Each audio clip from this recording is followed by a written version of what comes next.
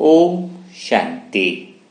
आज 25 सितंबर की बाबा की मुरली के महावाक्य है, मीठे बच्चे, यह ड्रामा का खेल एक्यूरेट चल रहा है।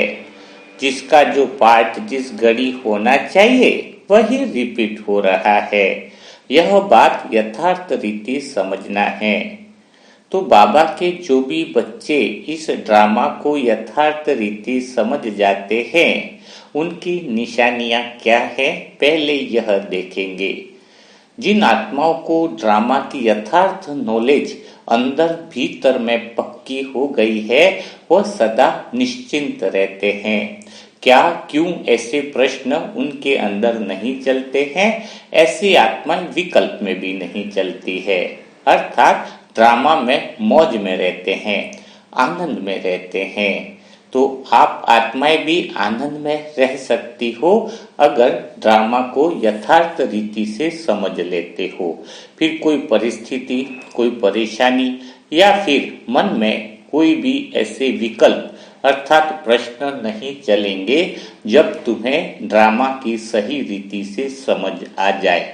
यानी ड्रामा की सही रीति से समझ का अर्थ है कि तुम्हारा जीवन मौज में निकलेगा, आनंद में निकलेगा, क्योंकि ड्रामा है ही इतना मजेदार।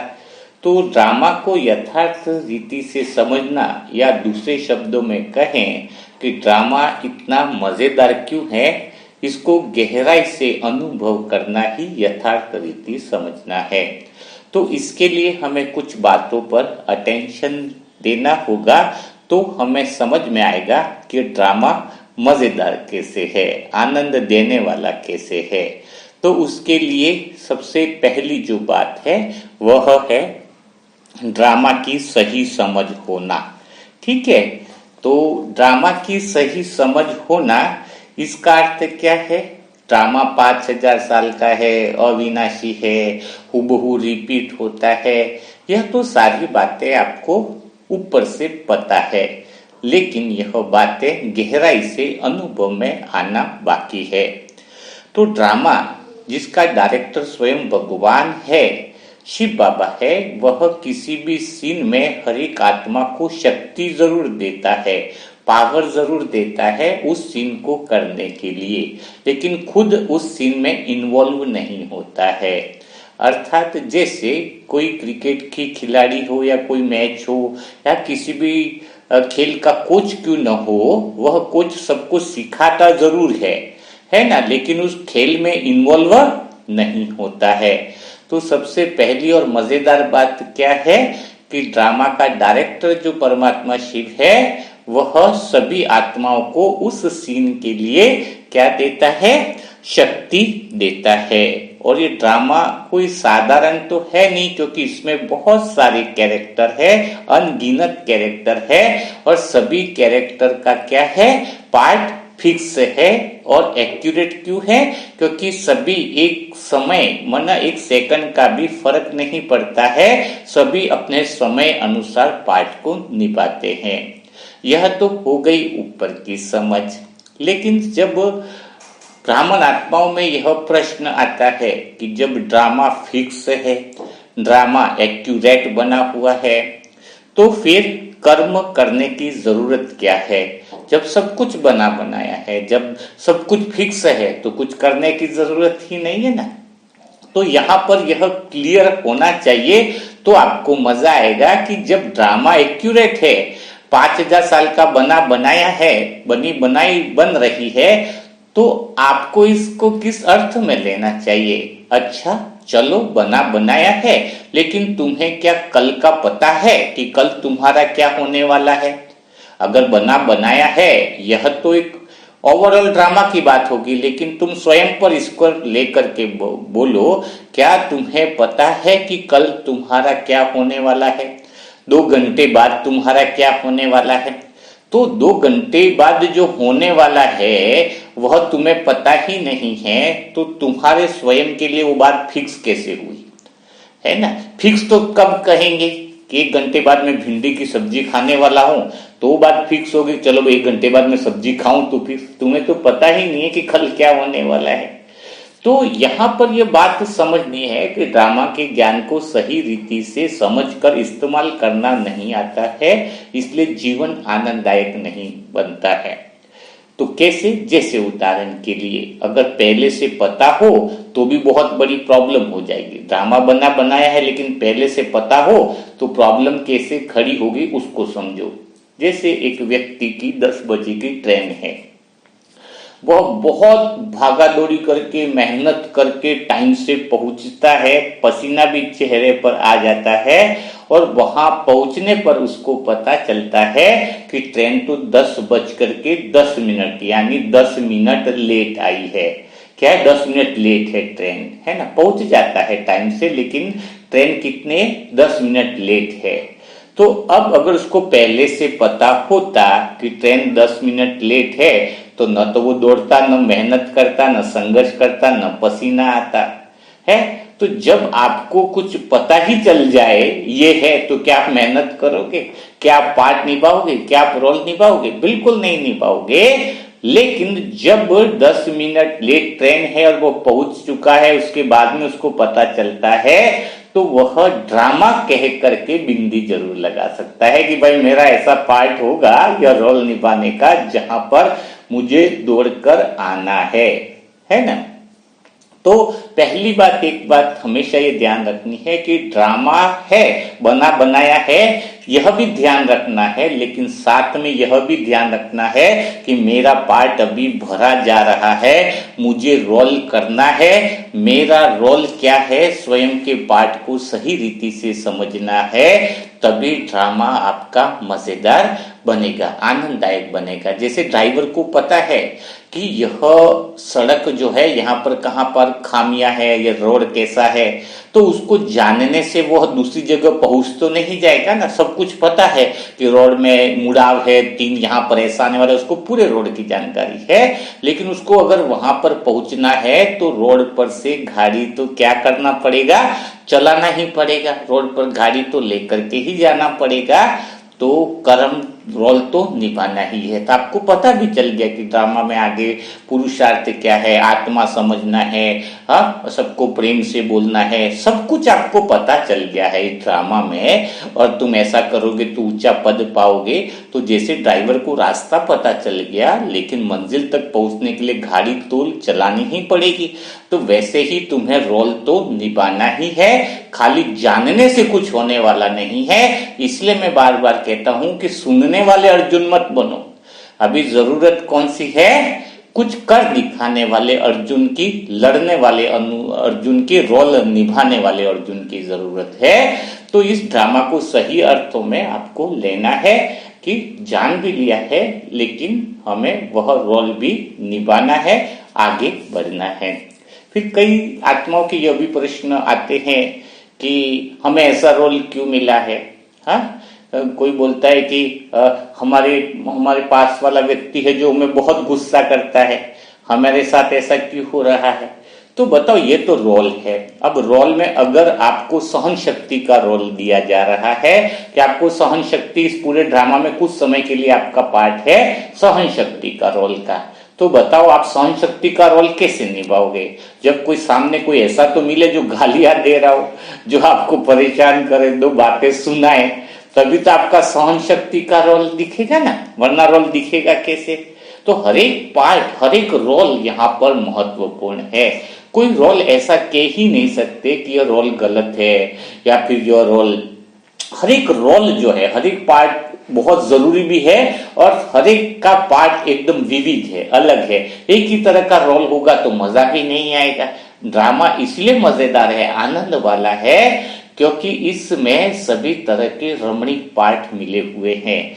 तो वो आपका जो सहनशील वाला रोल है तो वो तभी तो निभा पाओगे जब आसपास में 2-4 आपको बहुत तबीयत की बातें सुनाने वाले हों, है ना। तो ये बात आपको समझनी होगी। एक ने बोला कि मेरी पत्नी मुझ पे बहुत गुस्सा करती है, तो गुस्सा करते इसका अर्थ क्या है कि वो बहुत अच्छा कैरेक्टर निभाती है, वो बहुत अच्छा रोल निभा रही है ना, गुस्सा अच्छे से कर रही है मीना। इसका अर्थ क्या है कि वह जो रोल जो है ना, वह अच्छे से निभा रही है। लेकिन आप हमेशा ध्यान रखो कि जैसे मंच पे कोई रोल निभाता है, किसी का लड़का ये स्कूल का, वह वहां पर रोने का रोल है उसका, तो रोने का रोल निभा रहा है, बहुत गहराई से अच्छे से रो रहा है, दिल से रो रहा है, लेकिन माँ तालियां बजा रही है। वो रो रहा है फिर भी तालियां माँ क्यों बजा रही है? क्योंकि वह अपना कैरेक्टर बहुत बढ़िया से कर रहा है ना। तो वैसे ही परमात्मा, चाहे नीचे वाली आत्मा रो रही है, हंस रही है, अगर वो रोल उसमें बहुत अच्छे से निभा रही है तो परमात्मा भी तो खुश ही होता है ना। लेकिन बच्चा वो रोने का रोल निभाते हुए अंदर से वो क्या कर रहा है? अंदर से वो स्थिर है, अंदर से खुश है। रोल है रोने का, लेकिन वह अंदर से खुश है। हाँ, अंदर से कैसा है? वह आनंद में है। तो बहुत मजा आएगा ना। कई बाबा के बच्चे हैं, बोले हम तो ब्राह्मण आत्मा बन गए, बाबा के बच्चे बन गए, मंदिर में किसी के साथ चल गए फैमिली में, तो हम तो झुकेंगे ही नहीं, हम तो, अरे तुम्हें क्या, झुक भी गए तो रोल है ना, तुम कोई वैसा बन थोड़ी गए, तुम तो भीतर से तो आत्मा हो। अगर उनके संस्कारों में संस्कार मिलाकर उनको सही मार्ग पर लाने की जरूरत है तो रोल के इतना बड़ा महत्व मत लो, तुम भीतर से कैसे हो यह ज्यादा महत्वपूर्ण है। तो रोल है। अब रोल में तुम इतना, कोई रोने का रोल आ रहा है, कोई हंसने का रोल आ रहा है, कोई कैसा रोल आ रहा है, कोई बोले कि मेरे रोल में क्या है, मतलब पढ़ने का लिखा तो पढ़ने का ही रोल है ना। तो रोल का अर्थ यही है कि आप भीतर से शांत रहो, भीतर से स्थिर रहो, क्योंकि ये रोल जो है उसका हर एक क्षण बहुत अनमोल है। आप इस पल जिससे मिल रहे हो उसी वही पल दोबारा नहीं आएगा। जैसे क्रिकेट में एक बॉल आती है तो सेम टू सेम बॉल दूसरी नहीं आ सकती है, वो चेंज होकर के आएगी, फर्क ही आएगा। तो वैसे जो क्षण बीत रहा है वह पिछले क्षण से नहीं मिल रहा है। तो ये क्षण जो हम अभी मैं आत्मा आपसे बात कर रही हूँ, कितना प्यारा क्षण है। आप सभी आत्माएं भी सुन रहे हो, कितना प्यारा अनुभव है, ये मनसा परिवार कितना प्यारा है। तो यह जो अनमोल पल है, ये जो हर एक पल एक एहसास दिलाने वाला है, क्योंकि ये पल अनमोल मोती की तरह है, जो अभी बीत गया तो तुरंत अभी दोबारा तो नहीं आने वाला है, इस समय तो नहीं आने वाला है। तो हर पल को हमें किस तरीके से क्या करना चाहिए?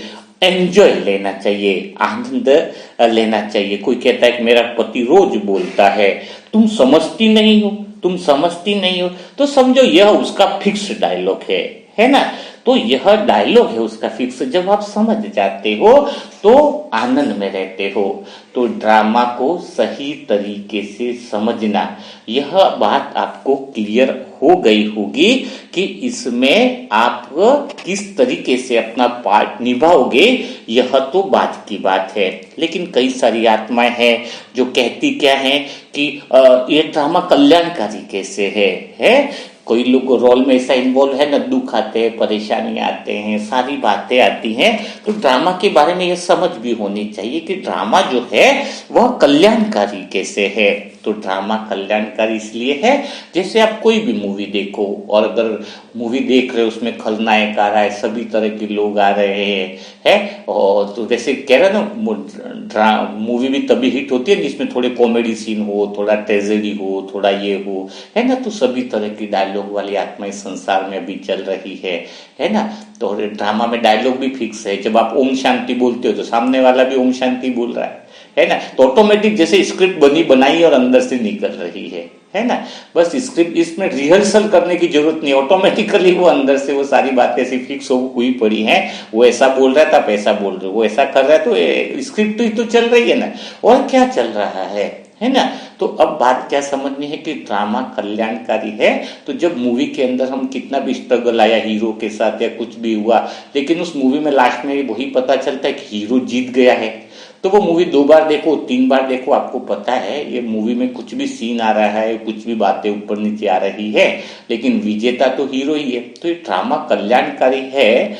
वह पहली बात तो इसलिए कल्याणकारी है क्योंकि इसके अंत में जीत सत्य की होती है, शुद्ध मन की होती है, आत्मा की होती है, और जहां पर वापिस सुख शांति का राज्य आता है, स्वर्णिम भारत आता है, सतयुग आता है, स्वर्ग आता है। तो यह ड्रामा इसलिए कल्याणकारी है क्योंकि इसका अंत जो है वह सुखद है।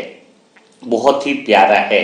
तो यह एक ही बात समझ लो, रोल के बारे में समझना क्या वो करना, वो सब तो बात की बातें हैं, हम आगे देखेंगे। तो यह बात भी आपको क्लियर हो गई होगी। तो ड्रामा के बारे में काफी सारी बातें, अनसुलझे जो प्रश्न थे वह आपको बता दिए गए हैं, ताकि हम जो है वह आगे बढ़ सके। तो आपको इसमें अच्छा कलाकार बनना है ना। बाहर से रोने का हो लेकिन भीतर से शांति बनी रहे, बाहर की परिस्थिति कैसी भी रहो लेकिन अंदर स्थिरता बनी रहे, यही अच्छे कलाकार की विशेषता है। तो आप अच्छे कलाकार हो ना, ऐसा तो नहीं कि बाहर से रो रहे तो भीतर से भी रो रहे हो, वो अच्छे कलाकार नहीं कहेंगे। इस सीन के अंदर तो अच्छे कलाकार वही कहलाए जाएंगे, बाबा को भी वही कलाकार पसंद आएंगे कि बाहर से कुछ भी हो जाए, है ना, बाहर वो रोल में कुछ भी हो लेकिन भीतर से तुम वही रहो जो तुम ओरिजिनल में हो, तुम सच्चे हो, है ना, तुम्हारी जो सत्यता है वह बनी रहे। तभी कहेंगे कि ड्रामा मजेदार भी है और आनंद वाला भी है। अब हम आगे बात करेंगे कि ड्रामा मजेदार बनने की दूसरी विधि क्या है। तो ड्रामा मजेदार बनाने की दूसरी जो विधि है वह है आत्मा का सही तरीके से देखना और जानना, है ना। तो यह ड्रामा कब आनंददायक बन जाता है, जैसे देखो जीवन में भी देखा जाता है कि तनाव कब आता है। तनाव कोई बुरी परिस्थितियों से नहीं आता है कि किसी का को कर्जा हो गया तो तनाव आ गया, किसके बेटा फेल हो गया तो तनाव आ गया। तनाव कोई बुरे काम में नहीं आता है, हर एक इंसान छोटी मोटी बातों में भी तनाव में आ जाता है। अगर घर पे बर्थडे पार्टी करी है और बर्थडे पार्टी करी है और वहां पर मेहमान बुलाने हैं तो उसमें भी इंसान टेंशन में आ जाता है। अभी तक व्यवस्था नहीं हुई, हलवाई को नहीं बुलाया, अब उसको फोन किया, सब्जियां नहीं आई है, तो तनाव तो उस अच्छी बात में भी आ जाता है, खुशी की बात में भी तनाव आ जाता है। तो तनाव आता ही कब है, जब इंसान को वह काम करने नहीं आता है। तनाव आने का कारण क्या है, तो तनाव आने का कारण है कि वह काम जो है वो इंसान को करने नहीं आता है। तो ये ड्रामा मजेदार किसको नहीं लगता है, जिसको ड्रामा में रोल अच्छे से निभाना नहीं आता है, ड्रामा में पार्ट को एक्यूरेट तरीके से जो निभा नहीं पाता है वह हमेशा तनाव और परेशानी में ही रहता है। तो इस ड्रामा को आनंददायक बनाने के लिए अच्छी तरीके से आप ड्रामा का मजा ले लो। इसके लिए सबसे जरूरी जो बात आई है वो कौन सी है, दूसरे कि देखना और जानना। देखना और जानना यानी जब इस ड्रामा को तुम अच्छी रीति से देख लोगे, अच्छी तरीके से जान लोगे, तो तुम्हें ड्रामा का आनंद आ जाएगा। तो ड्रामा को देखने वाला कौन है और जानने वाला कौन है, सबसे पहले तो यह बात तुम्हें समझ में आनी चाहिए। तो ड्रामा को देखने वाली है आत्मा, है ना, और ड्रामा को जानने वाली भी है आत्मा, है ना। तो जब तुम इस ड्रामा को देखने वाले बन करके देखते हो, जानने वाले बन करके देखते हो, सत्य की स्थिति में स्थित होकर के ड्रामा को देखते हो, तो आपको बहुत बड़ा मजा आता है, भीतर से आनंद की घटना घटित होने लग जाती है। तो आत्मिक रूप में ड्रामा को कैसे देखें, कैसे जाने ड्रामा को, सीन को कैसे समझें, यह बात आपको समझनी चाहिए। तो इसको हम उदाहरण के द्वारा देखते हैं। तो जैसे समुद्र है, समुद्र में भीतर संपदा जल की है, जो जल कभी समाप्त नहीं होता है। तो वैसे ही आत्मा भीतर से कैसी है, संतुष्ट है, आनंददायक है, पूर्ण है, ठीक है, मजे में है ना, कोई कमी नहीं है अपने आत्मिक स्वरूप में, सत्य स्वरूप में। तो ये मन कैसा है, जहाज की तरह है। मन जो है वो कैसा है उसको समझो, संसार कैसा है वो समझो। तो आत्मा तो होगी समुद्र के जल की, विशाल जल की गहराई है, उस सागर में गहराई है, और सागर के ऊपर जो जहाज चल रहा है वो हो गया संसार, यानी ड्रामा। संसार यानी ऊपर चलने वाला क्या हो गया, संसार का चक्र, ड्रामा। और तीसरी जो चीज है वो है हवाएं, हवाई यानी हो गया मन। तो ये संसार और हवा का बड़ा संबंध है, मन का संसार का बड़ा संबंध है। तो आत्मा को कुछ फर्क नहीं पड़ेगा कि संसार और मन में क्या हो रहा है। इस संसार और मन का संबंध कैसे हुआ, जहाज किस दिशा में जाएगी, जिस दिशा में हवा चलेगी। हवाएं अगर बहुत तेज चल रही है, हवाएं बहुत तूफानी चल रही है, तो जहाज भी उसी दिशा में जाएगा। तो इस सृष्टि चक्र में जो ड्रामा चल रहा है, तो उसमें क्या होगा, आत्मा तो तटस्थ रहती है, स्थिर रहती है, शांत है, आनंद में है। जहाज किसी भी दिशा में जाए आत्मा को कोई फर्क नहीं पड़ेगा। तो इस ड्रामा में कुछ भी रोल निभाया जा रहा है। इस संसार को किसी भी दिशा में संसार जा सकता है, हवाएं किसी भी दिशा में चल सकती है। मन है हवा, तो किसी भी दिशा में कोई विचार आया तो संसार की रूपी पोत जो है, जहाज जो है, वो किसी भी दिशा में जा सकता है।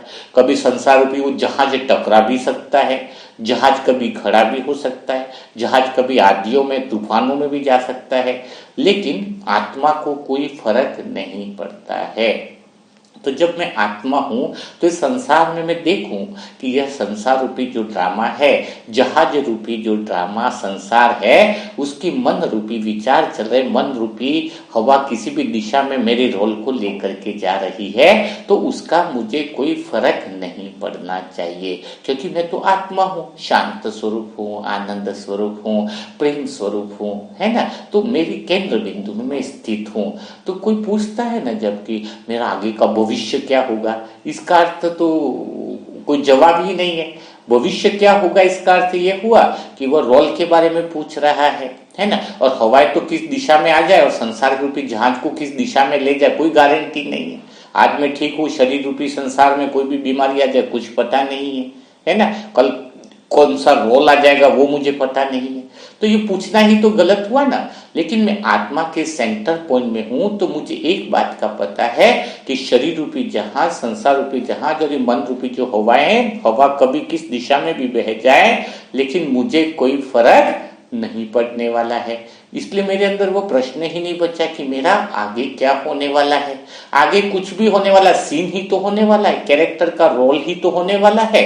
जो भी समय अनुसार जो रोल आता जाएगा वो कैरेक्टर में निभाता जाऊंगा। और कैरेक्टर निभाने का अर्थ भी कैसा है कि मैं उससे, उसके प्रभाव से मुक्त होकर के वह कैरेक्टर निभाने वाला हूं, क्योंकि मैं इस जहाज को और हवा को देखने वाला हूं, इससे प्रभावित नहीं होने वाला हूं।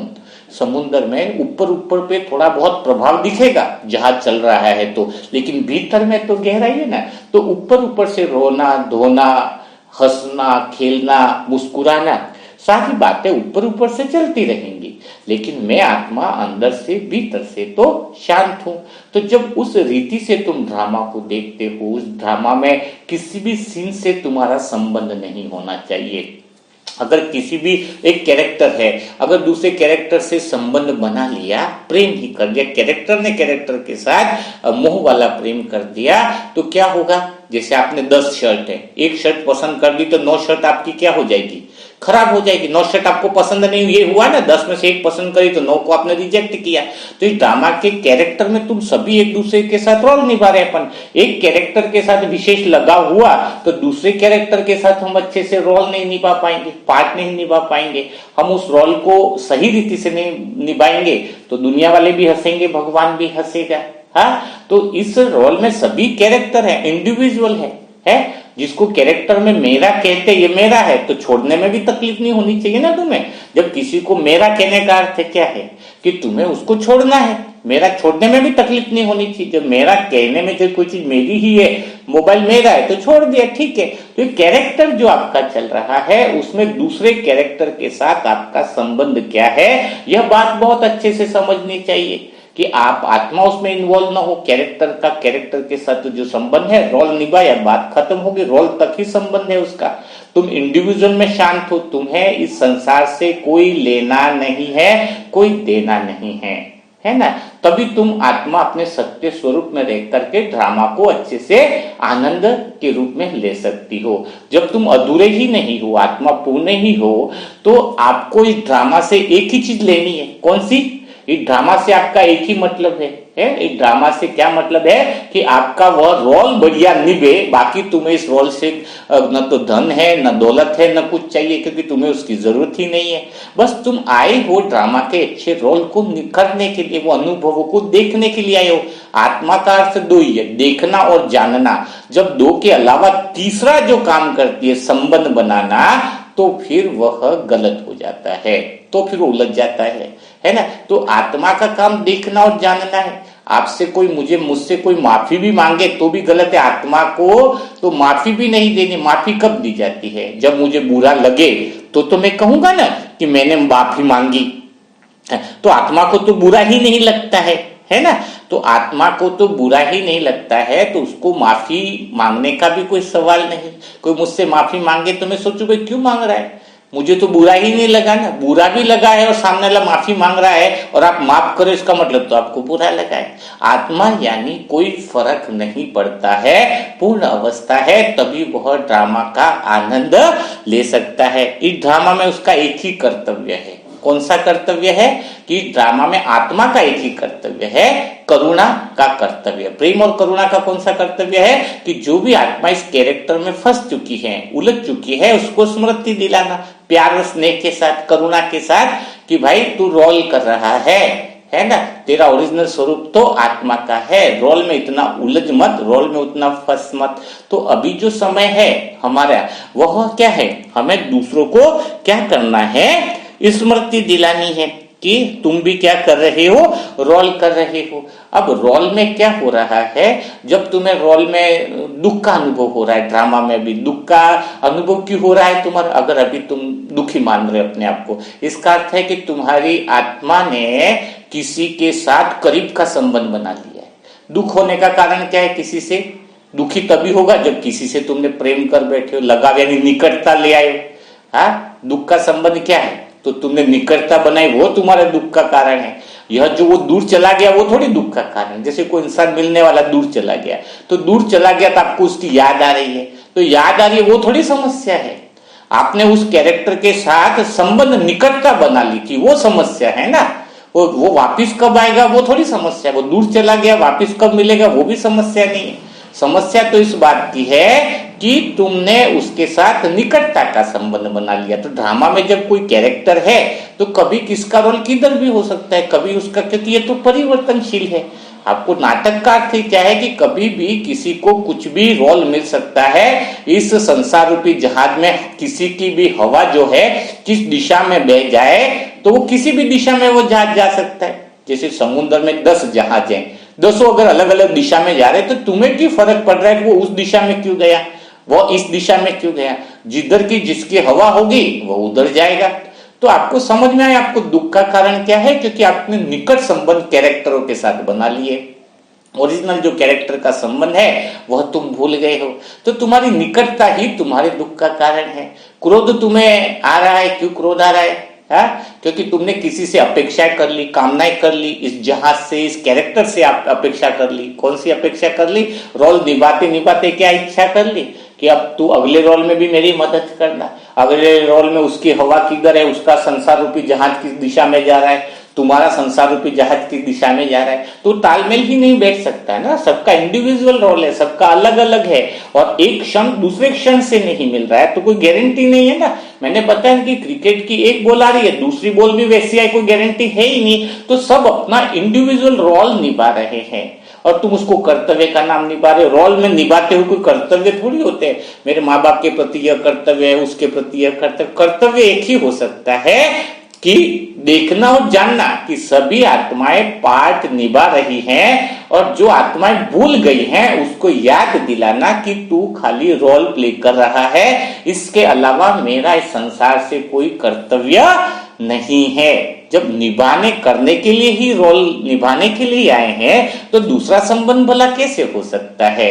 भगवान शिव बाबा भी तो यही कह रहे हैं, और कि भाई तुम सब इंडिविजुअल कैरेक्टर हो, तुम अपने आप में पूर्ण हो, तो किसी को किसी से कोई जरूरत ही नहीं। कोई गरीब हो तो उसको दे, लेकिन आत्मा तो अंदर से संपन्न स्थिति में आनंद में है। और अगर वो बार बार भूल जा रहा है, गरीब है, तो बार बार कितनी बार दोगे आप इसको? तो उसके भूलने की बीमारी उसको ठीक कर लिया जाए, वो ज्यादा उचित रहेगा ना। तो जब तुम देखते हो, क्या देखते हो कि संसार जो है वो क्या है? एक ड्रामा है। ड्रामा है इसीलिए उसको झूठ बोला जाता है। नाटक में सत्यता नहीं। संसार को झूठ बोलने का कारण क्या है? कि संसार में ये जो प्रतिपल जन्म और मृत्यु भी एक रोल कैरेक्टर में आ रही है, वह भी झूठ है। तुम न तो जन्मते हो न मरते हो। संसार में आत्मा की तरह स्थिर हो, शांत हो, ऊपर के ऊपर कई बार जहाज में आए, कई बार हवाई चली, फिर आया, फिर गए, जहाज कई बार टकरा गया, टूट गया, फिर दूसरा है। तो ये सारी घटनाएं जब चल रही है, तो जब तुम्हें एक चीज समझ में आ जाए, है ना, कि संसार की प्रतिपल जो घटनाएं हो रही हैं वह नाटक हो रहा है, और नाटक तो क्या बोलेंगे हम, झूठ ही बोलेंगे। तो जो संसार को, ड्रामा को जो समझ लेता है वही आत्मा के सत्य तक पहुंच सकता है। कोई बोलता है ना कि मुझे सत्य का अनुभव नहीं हो रहा है, इसका अर्थ उसने संसार को नहीं समझा है। अगर संसार को वो अच्छे से समझ जाए, नाटक को अच्छे से समझ जाए, ड्रामा को अच्छे से समझ जाए, रोल को अच्छे से समझ जाए, तभी वह आत्मा सत्य रूप में स्थित हो सकती है। कोई बिना संसार को समझे, बिना नाटक को समझे, कभी भी आत्मा अपने सत्य स्वरूप का अनुभव नहीं कर सकती है। जब इसको हर पल यह एहसास हो कि यह नाटक चल रहा है, यह रोल चल रहा है, मैं विशाल समुद्र की तरह हूं, मेरे अंदर गहराई है, मैं आत्मा हूं। कभी मेरे सत्युग त्रेता में शुद्ध मन का रोल चल रहा था, अभी अशुद्ध मन का भी रोल चल रहा है। उसमें अशुद्ध मन मैं का गया तो रोल ही चला ना, पर उससे प्रभावित मत हो। जब समझोगे कि यह रोल है तो उसके प्रभाव में नहीं, जब तुमने उसको जान लिया तो अशुद्ध में स्वतः ही हट जाएगा। जानना ही हटना है, जानना ही देखना ही हटाना है, यानी वही ज्ञान। देखो, कोई भी चीज आप देखने का तरीका जब आपका सही हो जाएगा ना, तो आपका जीवन बदलेगा।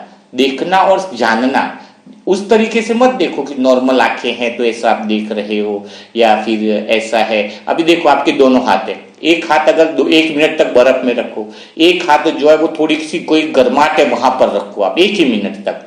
अब दोनों हाथ 1 मिनट के बाद निकाल दो। अब दोनों हाथ आप एक सिंपल एक ही वायुमंडल का तापमान का कोई पानी है सिंपल, जो भी गर्म है उसमें रखो। दोनों हाथ आप डालोगे तो एक हाथ में आपको गर्माहट लगेगी, एक हाथ में ठंडक लगेगी। तो ये दोनों इंद्रियां तो हो गई, इंद्रियों के द्वारा भी तो देखो, एक तरफ से तो आपको गर्माहट फील हो रही है, एक तरफ से तो कितना कंफ्यूजन है। आप जिसको मान रहे हो सत्य, वो कितना बड़ा झूठ है। ये इंद्रिया ही जो इंफॉर्मेशन आप तक पहुंचा रही है वह भी तो सत्य नहीं है।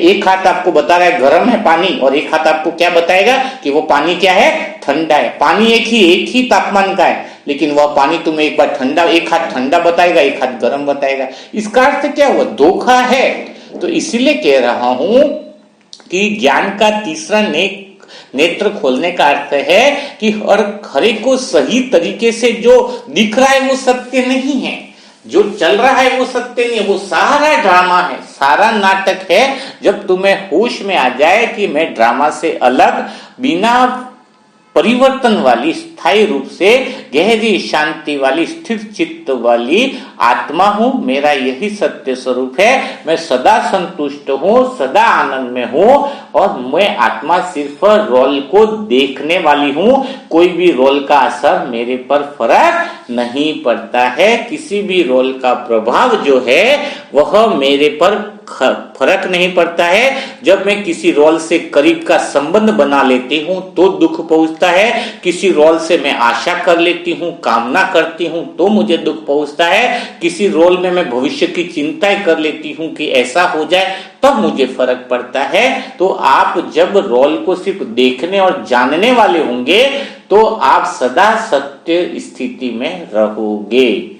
तो आज आपको ड्रामा के बारे में सदा आनंद में रहने के लिए कैसे ड्रामा को देखना है उसकी सारी जानकारी आपको उपलब्ध हुई है। कई बातें आपको नहीं पता चली है, लेकिन फिर भी आज के मुरली मंथन से आपने क्या सीखा, क्या समझ में आया, आपने अपने वर्तमान के रोल में कैसे बेस्ट कैरेक्टर निभा सकते हो, उसके लिए आपके मन में क्या क्या प्रेरणा आई, वह सारी बातें कमेंट बॉक्स में लिख सकते हैं। इसका मुरली का सारांश वगैरह लेने के लिए आप टास्क कंप्लीट ग्रुप में जुड़ सकते हैं, और वहां पर आपको मुरली का ऑडियो वगैरह है, डिटेल सारांश है, वो सारी बातें भी उपलब्ध हो जाती है। तो टास्क कंप्लीट ग्रुप में जुड़ने के लिए व्हाट्सएप पे मोबाइल नंबर है 7202921969। इस पर ओम शांति लिखे, नेम लिखे सेंटर का और एड्रेस लिखे, फिर आपको जुड़ने की प्रक्रिया बता दी जाएगी। तो कल फिर मुलाकात करेंगे ऐसे ही मुरली मंथन के साथ। तब तक के लिए सभी भाई बहनों को ओम शांति, ओम शांति, ओम शांति।